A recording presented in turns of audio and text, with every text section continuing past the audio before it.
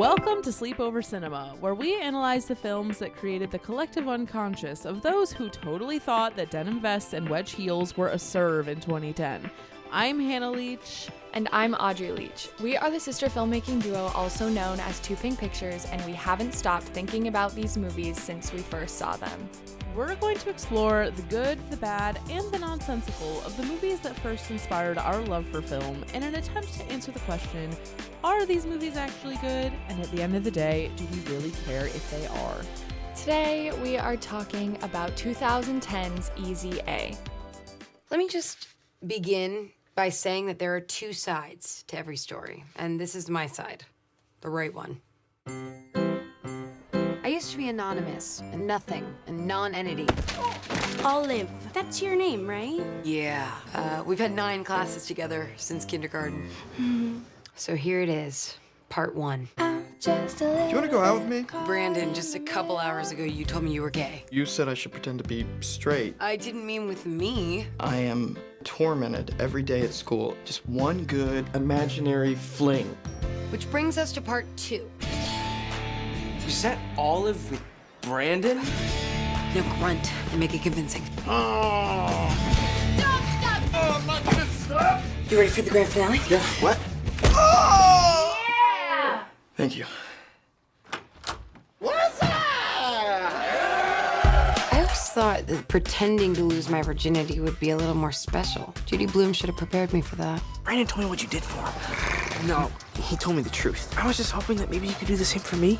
So whether I liked it or not, I was open for business. 20% off to Bath & Body Works? Is that how much our imaginary trust meant to you? I fake rocked your world. We need to pray for her, but we also need to get her the hell out of here. Amen. On Monday, things took a turn for the scandalous. Screw all these people, Olive. Ironically, we were studying the Scarlet Letter. This girl named Hester Prynne has an affair with the minister, is besmirched, and made to wear a red A for adulterer. Perhaps you should embroider a red A on your wardrobe. I'm not proud of this. I wanna hold them like they do in Texas, please. No judgment, but you kind of look like a stripper. Mom. A high-end stripper for governors or athletes. Is she the one everyone's talking about? Yes. I know exactly what you're doing. If I promise not to tell anyone, could I kiss you right now?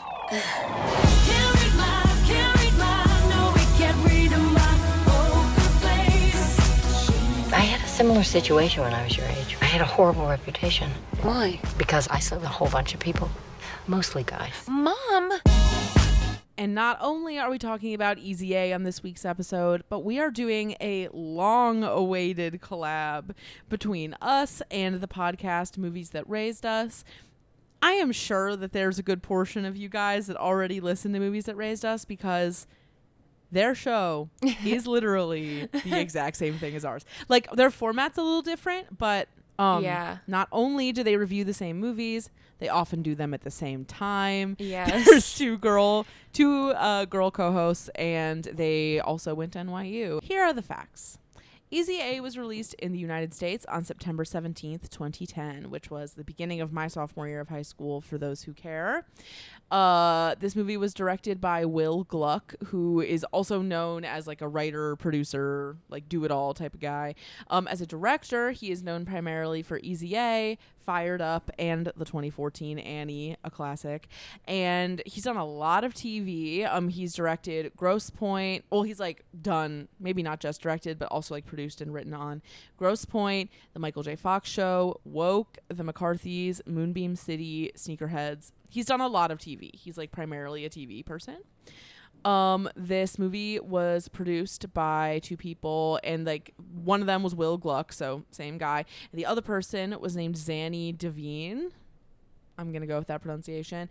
And she has worked on a lot of really cool projects, but specifically I, Tanya, Cinema Verite, The Grizzlies, Secret Society of Second Born Royals, which is like a Disney show, Southside with You, and you know I had to include it, Bring It On, All or Nothing. So she's made some good contributions to our canon here.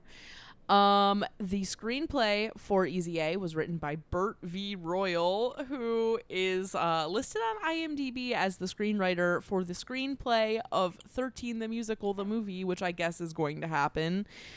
Did not know that. Now I know. Should be interesting. And he also wrote for Cruel Summer, Recovery Road, some more TV stuff. But perhaps most importantly, the movie Easy A is based off of the classic novel The Scarlet Letter by Nathaniel Hawthorne, which was one of the first, if not the first, like widely published piece of fiction in the United States. So cool just for that context. But, you know, it's very much high school required reading. Yeah. And just a little bit of like a blurb on what the story actually is. I got this from good old Wikipedia. Set in Puritan, Massachusetts Bay Colony during the years 1642 to 1649, the novel tells the story of Hester Prynne, who conceives a daughter through an affair and then struggles to create a new life of repentance and dignity. Containing a number of religious and historic allusions, the book explores themes of legalism, sin, and guilt. So, yeah, I don't really know what legalism means, but sin and guilt kind of are an easy A. Really just guilt is an easy A, but like for no real reason. Yeah, I mean, what are the themes? Like, we're not really exploring the same themes. Because Emma's character Olive is not actually doing any of the things. Right. You cannot deal with themes like that if you are not literally going through it. Like, she's like not going through it. But I did read this book in 10th grade. I assume you did too. I think it was 10th grade. Mm-hmm. I was supposed to read it. AP English. And I think everybody read it though, regardless of like level. And then we went to Boston after we read it. Fun fact. That was junior year that we read. Yeah, that's junior year. Scarlet Letter. Yeah. But I wasn't allowed to go on the Boston trip my junior year because the weekend before, fun fact about me, I was in a somehow nationally ranked youth barbershop quartet, and we went to Houston, Texas the weekend before to compete in the International Rising Star barbershop Why weren't you quartet allowed to competition. go? Because mom and dad were like, you can't go on 2 trips 2 weekends in a row. Oh, okay. Anyway, so want to read us this plot synopsis? After a little white lie about losing her virginity gets out, a clean-cut high school girl sees her life paralleling Hester Prynne's in The Scarlet Letter. No, she doesn't.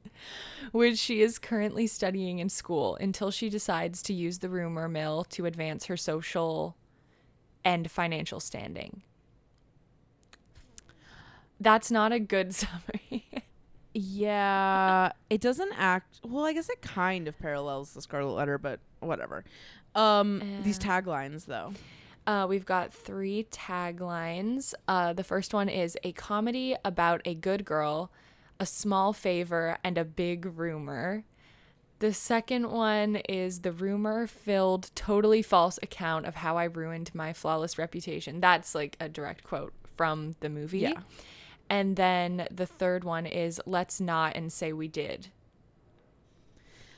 I still don't even understand, like, we didn't even really get into this in the second half, but like the small favor and the big rumor, but like the rumor started because she just decided to arbitrarily lie for no reason. Yeah. So the favor wasn't even the beginning. I don't get why they didn't just have that be the first thing. Yeah. Like, I kid you not, like, the stakes of this movie are just non-existent. So this cast, extremely stacked, as we have discussed and we'll discuss in the second half, but let's just run through these people. So first we have Emma Stone as Olive. She has been in like a bazillion movies that were relevant to our childhood and young adulthood, but just to name a few, she is known for being in La La Land, Easy A, The Help, Birdman, Superbad, Cruella, LOL, The Favorite, The Amazing Spider-Man, The House Bunny, and Zombieland. I love The Favorite. I think The Favorite might be my favorite movie that doesn't have Jack Black in it. And then next up we have Amanda Bynes. Amanda Bynes as Marianne, and this is really chillingly her most recent credit on IMDb. I wish that she was in this movie more. She doesn't really get as much meat as she could. I just think she's miscast if we're being honest. She's really miscast here to me. Yeah. And I know people, and it's like, I think that she did the absolute best she could at that time for what she was given and also where she was in life. Like, yes, like I appreciate that. Yeah. But she was miscast. I mean, kind of a lot of people were, if you ask me. But that's me. The controversial takes are coming out now that it's just us on the first half. Everybody is iconic. Like, literally every single person is. But it seems almost like they had like a roulette wheel of like... Yeah, right. People. It's like Mad Libs. Yeah, just like fill in the blanks, sort of. And then next up we have Penn Badgley as Woodchuck Todd. Penn Badgley is very much synonymous with his role as Dan Humphrey on Gossip Girl. He's also literally playing the exact same character in this movie. Yeah. They basically just wrote Dan 2.0. Yeah, like cute guy that sees you for who you really are, even though you're known as being like a whore. Literally, like how lucky can you get? Like if that is your typecast in teen content, like you are the luckiest man on the planet. Yeah. But that's why he's so good in You. Yeah. Because you like trust him. Yeah. Like baseline trust him, and then he's like such a creep. So anyway, he's on You, which is like a huge Netflix show. John Tucker Must Die, Margin Call, and his first credit on IMDb is that he was a voice in Mario Golf, which I found to be really funny. And then next up we have Dan Bird as Brandon, who was so familiar, and I was like, why? It's because he plays Carter in A Cinderella Story. Thank you for your service, Dan Bird. But other things he was in Cougar Town, The Hills Have Eyes, Utopia, Aliens in America. So he was also in Weep Away for Now, which is interesting. Well, that was like the indie movie with Ali and AJ in it, which is funny because Ali Michalka is also in this movie as Rhiannon. Why is she named Rhiannon? We never even got into that. But so she was in... Okay, we all know her from like Phil of the Future, Cowbells, Now You See It, like early 2000s Disney stuff. But she also was in Band Slam, which we also will definitely cover at some point, Hellcats, 2.5 Men, and iZombie. And of course, she's known for doing music with her sister AJ, contributing to the culture. We love that. And then just a few more people. We have Patricia Clarkson as Rosemary. She is best known for being in The Green Mile, Far From Heaven, Shutter Island, and The Station Agent. Rosemary is Olive's mom, which is so stupid. Olive is Olive, and her parents are named Rosemary and Dill. Like, bro. And Dill, who's the dad, is played by Stanley Tucci. We've literally talked about him 5,000 times on this show, so we don't have to go into what he's in. He's in everything. And then we have Cam... They said his name in the second half, Gijande. I'm going to go with Cam Gijande as Micah. And he was James in Twilight. He's also Jack in Burlesque. And he was on the OC. So definitely holds his own in the genre that we cover on this show. And he's just like a great Easter egg as a human being in this movie, I have to say. Okay, Audrey. All right. So... let me just talk about the budget. The budget was $8 million estimated, I'm assuming. It was not exactly $8 million. The box office opening weekend made $17,734,040, and the overall worldwide gross is $75,026,216. So, they made their money.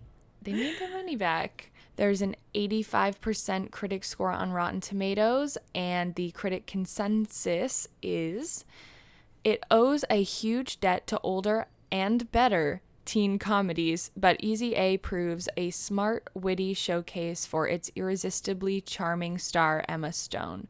So there really weren't a ton of reviews that were particularly groundbreaking in the positive or negative way. Everyone was basically like, Emma Stone is good. The Scarlet Letter, haha. But this was a review from someone from this year, and she says, with scintillating wit and endlessly quotable dialogue, Easy A is a potent critique of retrograde attitudes towards female sexuality, which to me it's a reach. there is no female sexuality. They literally don't. They do not fuck in this There movie. is zero female sexuality in the movie. Yeah, that is honestly the biggest gag of the whole thing. That there's actually no female sexuality at all. Do people even? Is there even a kiss? No. No, she like hugs Dan Humphrey on the. Yeah, there's not lawnmower. even a kiss. So hey. Yeah. Somehow they made a whole teen movie about sex and nobody even touches it. No one even has sex. It's true. And then the audience score was 77%. People liked it. I looked at all the reviews. No one really had anything particularly interesting to say.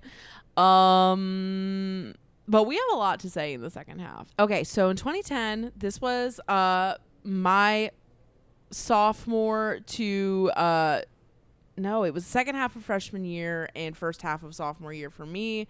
So Audrey, that would have been 7th grade and 8th grade, right? So things in 2010 that were significant. Let me just see here. Okay, so The Social Network came out. That was significant. Glee was like really hitting its stride. Like people were super duper into Glee. Also people were kind of just getting more into like Broadway in general at the time. It was the year of Angry Birds, if you recall that time, that game. And the last thing I will say is that the iPad came out that year and people were really hype about iPads. So that was sort of the vibe at the time. Audrey, what were you doing in 2010? I have no clue. I honestly don't remember. But Really? Not really. I mean, it's interesting because technically we do remember 2010. Like, it is in our actual memory. It's not something that is remembered through pictures or videos or something. It's right. Like, it was before then. It's like actually remembered. So I guess there's certain things I do remember about middle school. I generally wasn't having the best time. I remember I basically was just like upset at how much we were being disciplined in middle school, not by our parents, but at the school. Oh my God, I forgot about that. Yeah, we had like a really brutally harsh middle school. Yeah, they were just like, they had like no kind of like empathy almost. Like it was just like very rigid. And like a lot, like strict rules, like very, very strict rules and zero tolerance. So like you show up with a skirt that is like 1 inch above your fingertips and all of a sudden you're sitting in the principal's office. Like that happened to Audrey. Yeah. Like, yeah, I got in a lot of trouble in middle school too. I feel like that place really sets you up for failure though. They do. Totally like honest. they absolutely like believed the worst in you. They do. They like believe that everyone is rotten in their core. Yeah. Like I got so many detentions in 8th grade because I would never do my homework to the extent that my teacher wanted me to. And I got like 8 billion open libraries that year. And it was really hard. Middle school was really, really hard. Yeah, it's just strange because like where we went to school, Hannah didn't go to the 5th and 6th grade school, but I did, and I loved it. It literally used to be a Montessori school. Like it was hippy dippy, no walls type of vibe. And then you go to the 7th, 8th grade school and it's like, welcome to prison. Like literally it's so horrible. It was so bad. Okay, so if you want to go watch this movie, which we highly recommend, you have to do it on Amazon Prime. That was the only place we could find it for a reasonable it's open. You can rent it price. anywhere. But you have to pay. You have to pay. Yeah, unless you have the hookup otherwise. Sad. In which case, good for you. Okay, well, we will be back, and when we return, Mo and Christina will have joined us, and we will have just a good old big discussion. Sleepover Cinema with Movies That Raised Us crossover event at last, and we will see you back here momentarily.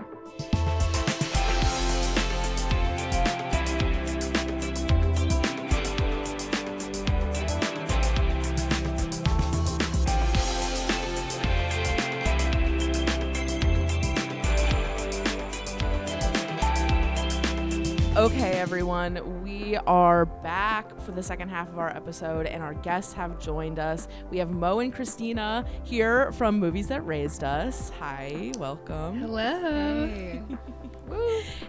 And can you both just differentiate who's who? Like, can you say who you are so people can tell the voices? I'm Christina. And I'm Mo. Yay. Cool. Okay, so I don't know about you guys, but I feel like this collab has been coming on for quite a while. Absolutely. Yeah, the crossover is so insane. It'll be like, we'll like release an episode and Christina will be like, oh, hey, like we should listen to your guys' the episode. same week. Yeah. We'll do like the same movie. Yes. Yes, we've had that experience too. And it's doubly weird because not only are our podcasts the same thing, but we also all went to NYU. Yeah. Nobody's talking about the NYU to podcast pipeline. Exactly. Oh, yeah. I mean, I feel like if there's one thing NYU prepares you for, it's this sort of thing. Yeah. So just out of curiosity, when did you both graduate and what did you major in? We were both 2018. Yeah. And we both majored in drama. Okay. Yeah. We were at the experimental theater wing. Oh, nice. Okay, Oh, I was just nice. about to ask. Yeah. So you've truly been through some shit, most Absolutely. likely. Oh my gosh. Like, whenever you see like acting classes on TV where they're like you're like, is this real? Like, do they really do this shit? And I'm like, yes, they do. So I guess the one last question I'll ask before we get into it is just out of curiosity, because we can probably compare. What was it specifically that inspired you to start the pod? Well, we had been talking for like ages about doing a podcast, like as any close friends do. You're always like, we got to start our podcast. We're so interesting to listen to. People must be enthralled. But then we were actually like, oh, we're both unemployed. There's a pandemic. Like, got to get these creative juices flowing. And so we spitballed, and you could take it from here. We were initially going to do, like every other girl in her 20s, a dating podcast. Classic. But we were like kicking ideas around, and it felt like shit. Nothing was clicking. It was not, that was not the direction we were meant to go. And then Mo was like, well, what if we did like a Gilmore Girls thing? We were like, maybe that's a little too niche. And we just kind of broadened it up to like 2000s, 90s movies that we loved, because we used to live together and we would watch these movies all the time. So Oh, nice. yeah. Okay, so now that we've gotten all of that on the record, Yes. we are here today to talk about 2010's Easy A. And I think what I would like to start with is just by asking both of you when, and Audrey, all of us, I guess, when you remember watching the movie for the first time and like what early associations you have with the movie. Totally. Let me see what year this came out. I need to 2010. Okay. Yeah. I'm like wondering, because I can't remember the exact time I saw it. I'm trying to remember if I saw it in theaters. Because I feel like if I was in, maybe it's end of middle school, so probably not. But yeah, I do remember seeing it and being like, oh, I read the Scarlet Letter. Right. And so I probably saw it freshman year of high school. Cool. Yeah, I would have watched it as well freshman year of high school, but I was living in Singapore at the time, and some movies just didn't come to Singapore, or if they did, they were like pretty censored, or they would have a really high age limit. Like I think Easy A would have been NC-16, and I was like 14. So I did schmillegally stream it at home, and I watched it, and I was like, this is the best thing I've ever seen. And I immediately went into my brother's room and I was like, you need to watch this movie with me right now. And I watched it immediately a second time right after watching it the first time. Oh my God. so So this is a fave of yours. Yeah, but I haven't watched it really since high school. So it was pretty wild revisiting it. Okay, good. Yeah. That is music to my ears, because that's what we love to have happen on this thing. Yeah. Great. Yeah. Audrey, what are your associations? It's weird because I have no clue when I watched it the first time. I guess it roughly would have been in high school or something like that.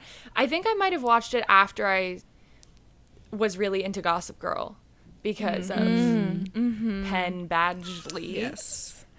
And that might have been it. And then mostly, though, like, when I think of the movie, all I think of is, like, I got a bucket full of sunshine. You know? I was so excited for that montage scene. Yeah. I love that song. Right. Yeah. I think, so I don't remember when I first saw it, but I do remember it being, like, very much in the sauce of my high school experience, especially Emma Stone, just as a person, was very much in the sauce. Like, Totally. And I had kind of forgotten until I compiled all the movies that she was in that they're in the first half of the episode. And I was like, oh, damn, she was really in everything. And also, well, this is kind of getting into the movie, but just like watching her and like Allie and AJ like playing opposite each other, I was like, make it make sense. This is so weird to me. It's weird. She does a pretty good job, though. I was like, I know. Watching it again, I was like, okay, Allie Mashaka, get your bag. Yeah.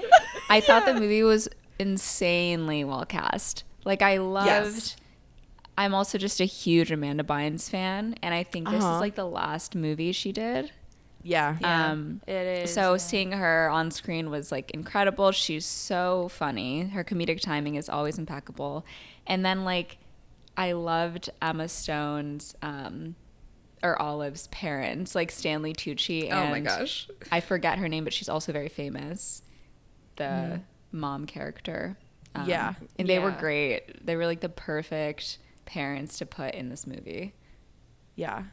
Well, then why don't we just streamline straight into what the good things from watching this movie again? What really stood out as particularly good?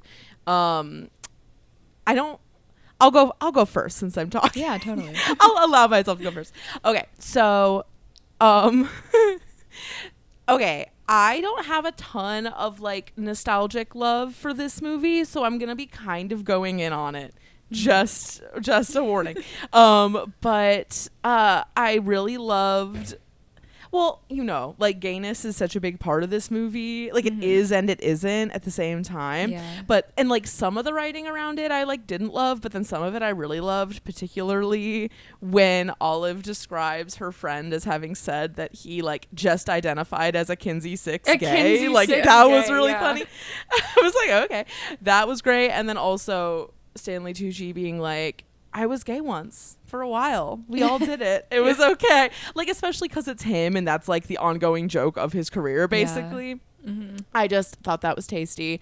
And there was a really, really good deep cut Death Cab for Cutie song when the you know what I'm talking I about? noticed that. I noticed that too. Yeah, when it was like the mom talking to Olive about how she needs to like, it was like near the end of the movie and they're like sitting on the car. I was like, this is so classic 2010 that it's like a really good random indie song like in the background of a scene where it like doesn't even make sense, that I found really amusing. And I also loved that Penn Badgley was the mascot. That just really amused me. He was so hot as the Blue Devil. I know. I was like, I know. Okay, Yeah. so someone else take the good things baton. Oh, guys, Lelaine.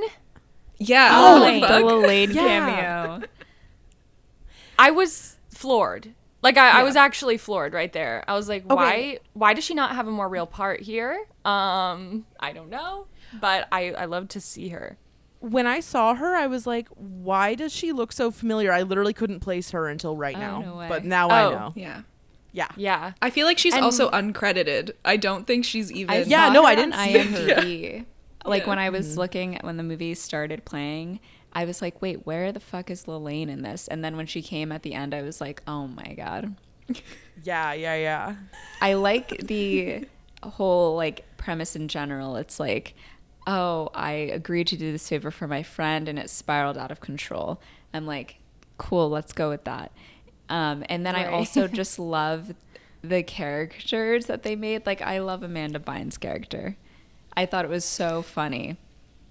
I like Rhiannon as a character, even though I was like, she pisses me off like endlessly. Yeah, and I just thought that what I appreciated about it was that, like, the characters didn't have to be right all the time. Like, there wasn't that, like, best friend who's like, actually, like, I'm really morally, like, sound, or, oh, I actually have all the right answers for this. Yeah, and I love that, like, Olive kept getting screwed over in multiple ways. Like, it wasn't, like, an easy way out of her situation. Yeah. There's more complicated thoughts I have, but I'm going to save that to things that didn't age as well. Yes. Okay. Yeah. The things that are good section tends to be the light and fluffy section anyway. So, yeah. Okay. So now into the things that were worse than we remember or struck us as particularly bad. All right. So, okay. Controversial because, Christina, you just said that you really loved the parents. I think that the actors did a good job. Yes. However, I hate it in movies when kids act so informal with their parents. Not because, okay, like, art is art, right? But as, like, a teenager in that era, like, walking into someone's house and, like, watching kids, like, call their parents by their first names and, like, be, like, overly casual, but, like, it's weird. Like, that just sends me to such a specific place, and it just made me so uncomfortable. And I'm like, whose parents talk like this? Like, it was like what Audrey was saying with, like, the indie quirky thing being, like, placed on it, which, like, that was such a thing at the time, you know? Yeah. It was, but and the moment it really hit at the time. But yeah, but the moment especially that, like, made me cringe so much, and I know it's supposed to be, like, funny and, like, lighthearted, but when what's the guy's name? Carter? Not Carter. Brandon. When Brandon came over and the mom was like, your suitor is here, and they did, like, that whole shtick, I was like, I hate this. Like, the whole fake Southern thing, I, like, couldn't. I was like, no. I don't miss this in the culture at all. But, okay, that was fine.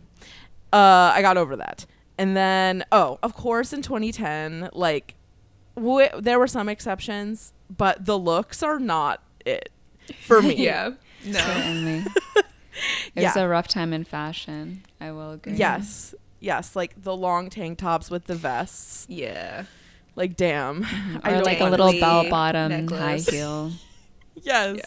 Yeah, like the fact that, like, a slutty outfit, if you will, was like a vest with a tank top and skinny jeans and, like, wedge heels. I'm like, how is this even bad? I don't even know. So that just really was rolling around in my brain. I thought that, like, throughout the whole movie, when Olive chose to lie or not lie felt, like, really arbitrary. Like, she wasn't telling Rhiannon that the whole thing was a lie at the beginning, but then she did tell Brandon, and I was like, wait, why? Like, how are you picking who you're telling the truth to? That was a little bit weird to me.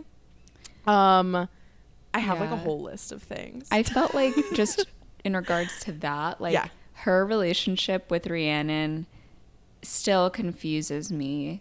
Yes. After watching, because I'm like, you never really, it seems like when the movie starts, it's like, oh, these girls are gonna, like, have some sort of falling out, or as some sort of moment of, like, honesty that brings them closer together. But it kind of still felt like by the end of the movie, Olive was still like, yeah, my best friend is this, like, super bitchy girl who I don't feel comfortable sharing everything with. Yeah, I don't think that they justified that relationship really at all.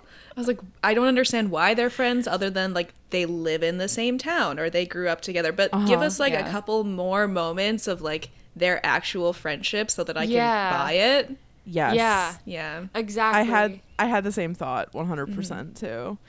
And I'm sure I have this is just kind of branching off of what we're talking about, but, like, the premise of the whole movie, or, like, the idea that it wouldn't be cool for her to have sex in high school, like, when it's not. That was weird to me, because I was like, if this actually happened, like, I don't think people would care. Like, people wouldn't be staring at her and, like, no. And I think that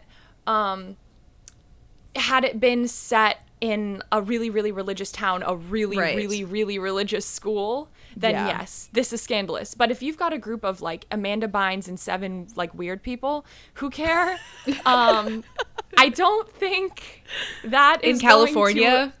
Where like Rhiannon's parents were like topless when they went over for dinner. It's like this just wouldn't happen. Like she would not be ostracized for this. And she didn't even do it. And so who cares? Like, I don't know.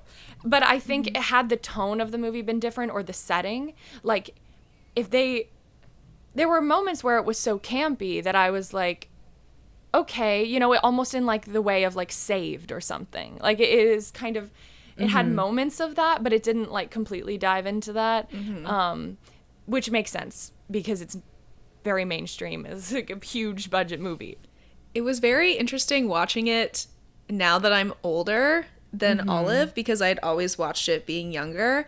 And now looking at it, I'm like, oh my God, children should not be involved in sex work. This is like, this has a whole different tone to me now than it did when I was a kid. Yeah, same. Yeah. Yeah. And her choices, like the choices that she makes and how she makes them and the way that adults react are absolutely insane. Yeah. Like, who are these adults? Pretty like crazy.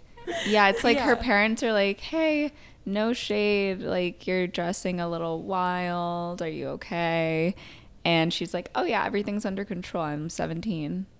My parents would be like, you're 17, like you have nothing under control. I'm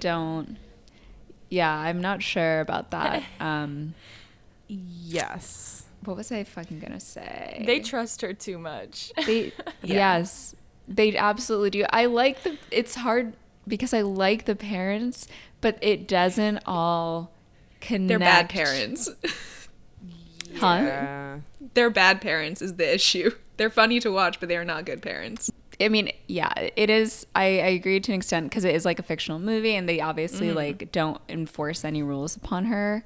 But I do think that it's outlined in a way where Olive is like has always followed the rules. She's never done anything like, you know, off the beaten path. And so when she finally does, her parents are like giving her space. But at the end, they do, like her mom does talk to her and they have like that moment like of honesty, I guess. But yeah, as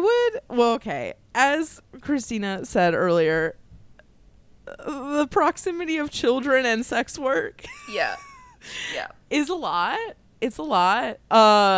And also there were just some of the ways that her male peers were interacting with her were like extremely abusive and not okay. Like the ones that I found the worst, like when first of all, the whole fat piece of shit moment, that was weird. But the fact that he was like, I'm gonna give you, can I pay you to say this? And then she was like, no. And then he was like, well, I don't need your consent, or I don't need your permission to tell people, which first of all is so fucking true. And that's secretly what makes this whole plot not actually make sense. And then he was like, oh, it never would work. I'm just fat and ugly. I was like, walk away now. Don't engage in this. But then she does it. And I was like, wow, I hate this. Yeah. And then the crush and the lobster thing and him like trying to come on to her like 4 times in a row. I felt like they didn't need to put that in the movie. Hannah, did you notice that Amanda Bynes had our cell phone? Yes, I did notice that. I wrote that down. It was a pink Sony Ericsson flip phone. It was like pink and white, and I flipped out. I was like, where is she? I want that back so bad. Yeah, I felt seen in that moment. Yeah, Hannah and I shared a phone. Oh, wow. Yeah. The best thing about that phone was, this was so good. You could choose, so there were like little light up panels on the side, and you could assign different colors to different contacts. Oh. So it was so good. So depending on who texted you, it would be like green or pink or like red. And I just thought that was like the cutest moment. And I wish that I could still have that. It was like very fab looking back on it. I didn't know what I had when I had it. Yeah. Such a shame. The gimmicks that they had with flip phones. Okay. Wait, what did you say? Oh, I just said like the gimmicks that they had with flip phones. Oh, yeah. So good. And like the charms. Oh my God. I was thinking about charms the other day. What happened to all those companies that were making, they just ceased to exist now. And sad. Dead. They're making like phone cases instead, probably like the cheap phone cases. Yeah. Okay. Are there any more specifically problematic things? There is one thing I wanted to bring up when I was watching this. My boyfriend, like we live together, so he's also watching it, and he was like, have you heard that Easy A is the female Joker? Have you guys heard that? Yeah. No. I've not heard about Easy A, but I've heard about other movies, but that tracks. I think that does track, like to a certain extent, because at some point, Olive snaps. Like she literally snaps. Something goes off in her brain, and she decides. Dance scene, like at the pep rally, I was like, "Oh my gosh!" Yeah, yeah. That's like the equivalent of the Joker stairs, right? It's the same. Yeah. She's on the stairs. She did it first. Yeah. Yeah. Also, speaking of that scene, A, I thought it was super random, but B, I thought it was also interesting because I was at NYU during the time when she was Sally Bowles in Cabaret. Oh, yeah. And I saw her in that show, and it was the exact same as that scene, especially the awkwardness. The awkwardness was extremely present. It's it's strange how she can be like I truly don't understand Olive's mindset, like as a character. Where is she coming from? She doesn't seem insecure. She doesn't seem she wants to gain the approval of people she doesn't care about. She basically just did this whole thing because she was bored. I mean, there's really no... Right. I guess I can see like her going from like no attention to being like, you know what, I'm gonna like take some of the spotlight for myself. Yeah. And that was like the progression I saw for her, that she was like, I'm gonna come out of my shell, and like maybe I don't want to be as quiet as I've been. Yeah, that is like the literal motivation, but as the movie goes on, it gets harder to decipher. Yeah, I agree, because it kind of felt like the whole thing was motivated by her, like, secretly being insecure about having not had sex yet. But then, like, she never actually says that, and I was wondering why. The fact that it felt like she was bored and then did it, at least to me, I agree, Audrey, it kind of felt like that. It also fit in with, like, what was hip at the time. Like, the very, like, too cool for school... it girl type thing, like not like other girls type thing. It fit in with that fabric in my mind, at least. I mean, her fatal flaw is almost just like being a people pleaser. Totally. Like, but that element of her does not get, it doesn't get exposed in any way. Like that is not what she's learning about, really. In that like confessional moment, I wanted more, because like that was really the only peel back the curtain moment that we got. But it was more so just her talking about like, feeling bad about the lies that she's told. But I was like, I wanted like 3 lines where she's like, and this is why I did it, because I wanted this from, or something that would really cement that. Yeah. I totally agree. And the thing that like actually resonated with me, because the whole time I was like, what am I looking for? Like, what's the kernel here? And I think, Christina, what you just said is totally true. And on top of that, like what Audrey said about the people pleaser thing, it's like her realizing finally that she's actually being taken advantage of. Like, she's being played. She's not playing them. Yeah. That hit, I thought, Yeah. which was nice. And actually, well, this is like cracking open a whole can of worms, but it does sort of remind me of, you know, all the discourse around like the male gaze in general. Like, are you using it to your advantage, or are you still being objectified? Right. Like, where is the line, and like, is there even a line? Is it just a mind frame, like, that you look at it from? Like both. Yeah. It's both. Yeah. I think that has really only intensified over the past 11 years, not gotten any more clear. And so maybe that's the thing that hasn't really gelled yet, but there are other things in the movie that feel like they've been like improved upon with like the gay stuff at the very least. So there's a lot to think about in this movie, actually. Yeah. I agree. Yeah. One thing I was And it's thinking really about entertaining. throughout was we do like a Star Dazzle Awards to like round up our year of movies. Yeah. And we have a category called Respectful King of the Year. And so I posted like a clip about like with our nominees on TikTok, and it did really well. People really liked it, and a lot of people were saying that Lobster Todd is a respectful king. Which I guess. But I'm just like, the bar is so low, you guys. Yeah. Respectful because he didn't attack her in a parking lot? Like, Yeah. oh, okay. Yeah. But yeah, I see where, I mean, he's that character in the movie, and people do love this movie. Like, so much. But I don't know that people rewatch it that much. Like, I think on the rewatch, it's like, wait, what?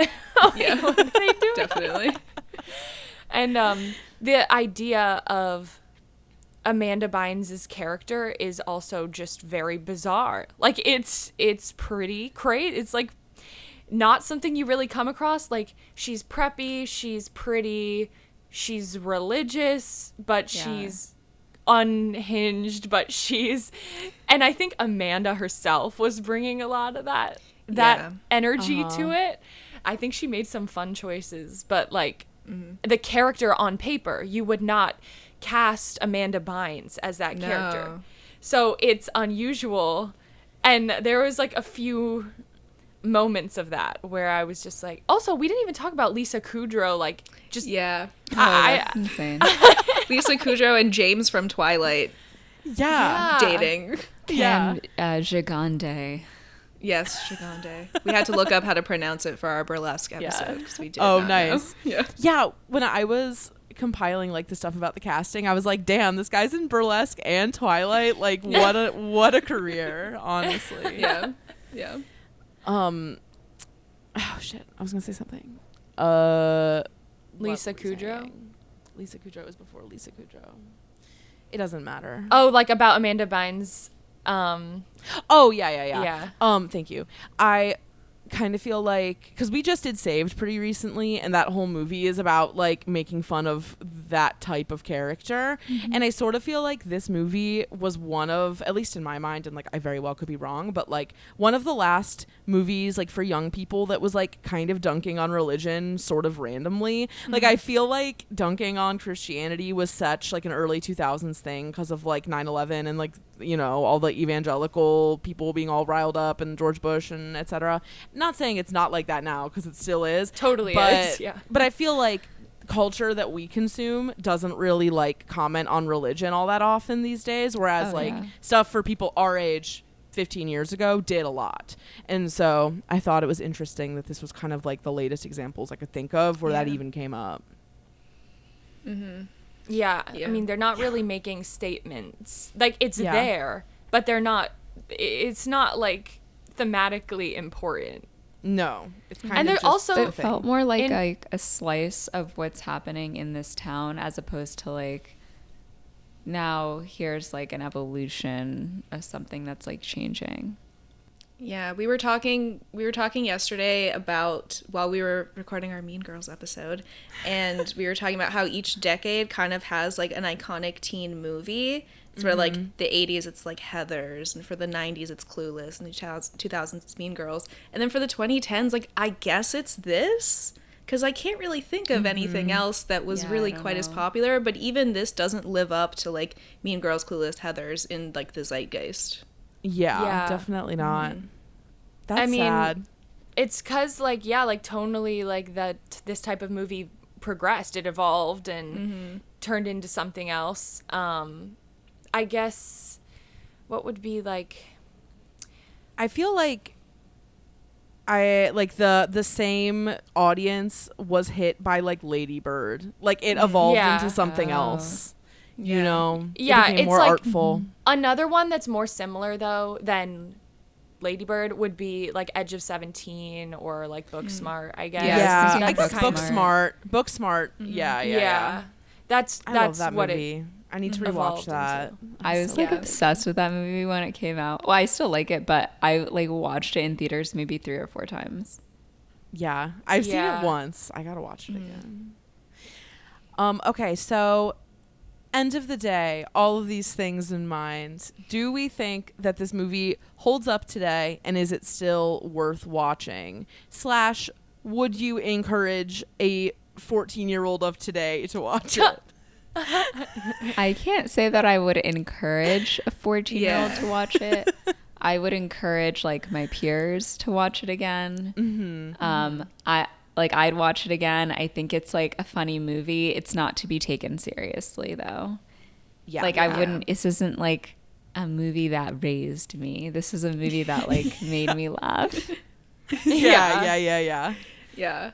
I don't even think that 14-year-olds now would like this movie because it is so millennial that I feel like they'd be like, this isn't woke.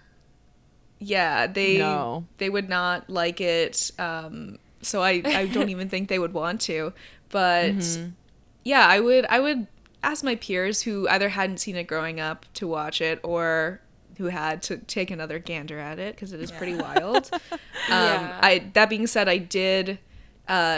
This movie was very formative for my sense of humor because it's also the first time I saw Emma Stone in a movie, and I was like, oh my god, like this brand of comedy is like so interesting to me. So I definitely like grabbed onto it pretty tight when I was 14. But yeah, it's interesting to watch it now as a grown-up. Yes. Yeah.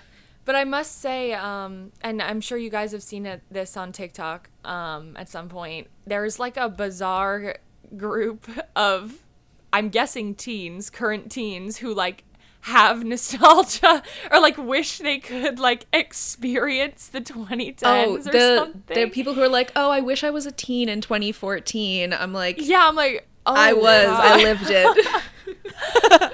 Oh no. And the pictures that they choose and everything. The Tumblr core. Yeah. You know, it had its good moments. Being in middle school when Twilight came out is an experience like no other. I wouldn't trade it for the world. However, I think the world is in a better place, sort of, in some ways. These days. At the very least, in media, I think things are a bit better. So, okay, the group consensus is yes, worth rewatching. I think. Yeah. Yes. For the experience of it, if nothing else. Yeah, just to have a good time. Mo and Christina, at last, we have met. We have had a conversation. Where can our listeners hear your show and find you guys online? If they don't know already. If they don't know. If they don't already listen to your show, which they probably do. If you aren't already a hybrid fan of both of us. Yeah, we are streaming on wherever you get your podcasts. We're there. It's Movies That Raised Us.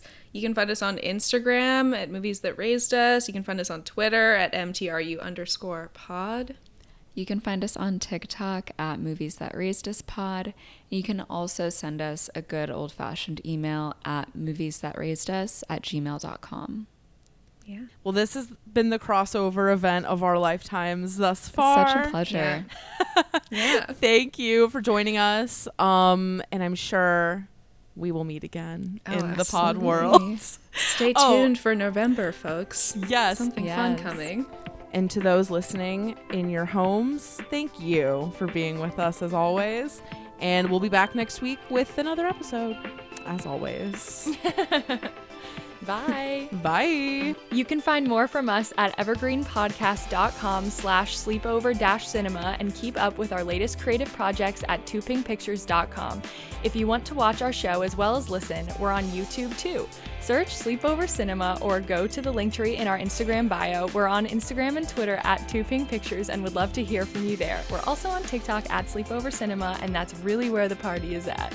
And if you like the show, if it brings back evocative memories of childhood or tweendom or babysitting, share the episode with a few friends. Leave us an iTunes review telling us what movie you'd like to see us cover next, and leave us a review if you like the show, and if you don't. Sleepover Cinema is a production of Evergreen Podcasts, produced, edited, and engineered by us, Hannah and Audrey Leach. Sleepover Cinema is mixed by Sean Rule Hoffman with theme music by Josh Perlman Hall. Special thanks to executive producers Michael D'Aloia and David Moss. We'll chat again soon.